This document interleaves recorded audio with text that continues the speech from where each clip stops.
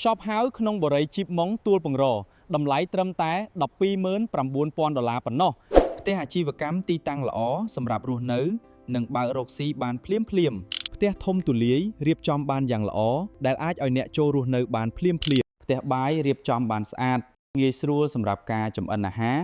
និងការជួបជុំជាមួយក្រុមគ្រួសារមាន4បន្ទប់គេងនិង5បន្ទប់ទឹកបំពេញតម្រូវការសម្រាប់សមាជិកគ្រួសារគ្រប់រូបចាប់អារម្មណ៍សូមតាក់ទងមកឥឡូវនេះសូមអរគុណ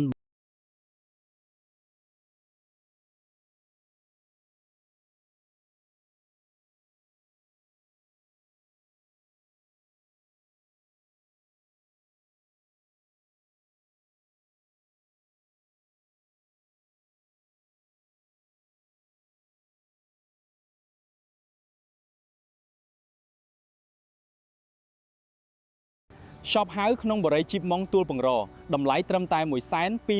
ប៉ុណ្ណោះ